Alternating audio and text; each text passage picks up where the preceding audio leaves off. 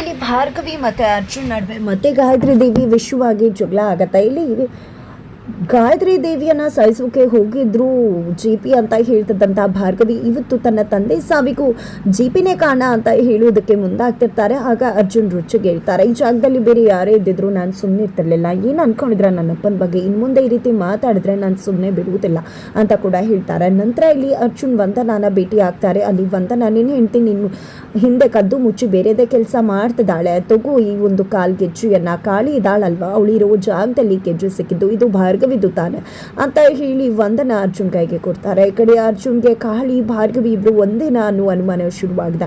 ಎತ್ತ ಕಡೆ ಭಾರ್ಗವಿಗೆ ಹುಷಾರಿಲ್ಲ, ಯಾರು ಕೂಡ ಭಾರ್ಗವಿಯನ್ನ ಕೇರ್ ಮಾಡ್ತಿಲ್ಲ.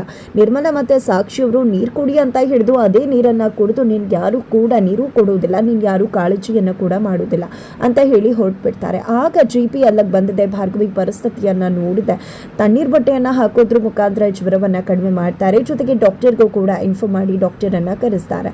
ನಂತರ ಇಲ್ಲಿ ಭಾರ್ಗವಿಗೆ ಡಾಕ್ಟರ್ ಟ್ರೀಟ್ಮೆಂಟ್ ಕೊಟ್ಟಿದೆ. ಈ ಕಡೆ ಭಾರ್ಗವಿ ಗೆಲುವಾಗ್ತಾರೆ. ಬಟ್ ಅಷ್ಟರಲ್ಲಿ ಜೆ.ಪಿ ಅಲ್ಲಿ ಇರುವುದಿಲ್ಲ.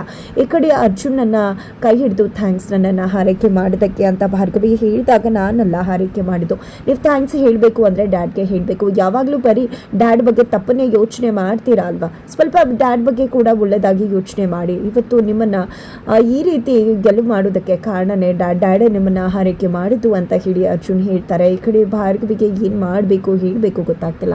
ಆದ ಕಡೆ ಜೆ.ಪಿ ಬಳಿಗೆ ಹೋದಂಥ ತಾಯಿ ಶಕುಂತಲ ಅವರು, ಜೆ.ಪಿ ನೀನು ಅವತ್ತು ಸಾಯಿಸೋದಕ್ಕೆ ಮುಂದಾಗಿದ್ದರೆ ಇವತ್ತು ಕೂಡ ಸಾಯಿಸಲಿಕ್ಕೆ ಮುಂದಾಗ್ತದೆ, ಆದರೆ ನಿರ್ಮಲಾನೇ ಗಾಯತ್ರಿನ ಸಾಯಿಸೋದಕ್ಕೆ ಮುಂದಾದರೂ ಅದು ತಪ್ಪು ಅಂತ ಹೇಳಿದೆ.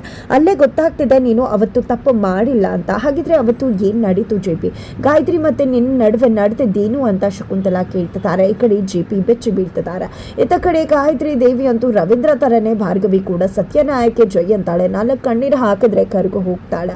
ಅಯ್ಯೋ ಪಾಪ ಅಂತ ಹೇಳಿದೆ. ಈ ಕಡೆ ನೀನು ನನ್ನನ್ನು ಹುಡುಕ್ತಿದ್ಯಾ ಅಲ್ವಾ ಭಾರ್ಗವಿ, ನಿನ್ನ ಜೊತೆಲೇ ಇದ್ದು ನನ್ನನ್ನು ನಾನೇ ಹೇಗೆ ಹುಡುಕ್ತೀನಿ ನೋಡ್ತಾ ಇರು, ನಿನ್ನ ಕಥೆಯನ್ನು ಹೇಗೆ ಮುಗಿಸ್ತೀನಿ ನೋಡ್ತಾ ಇರು ಅಂತ ಗಾಯತ್ರಿ ದೇವಿ ಹೇಳ್ತಿದ್ದಾರೆ. ಹಾಗಿದ್ರೆ ಮುಂದೇನಾಗುತ್ತೆ ಮುಂದಿನ ವಿಚಾರ.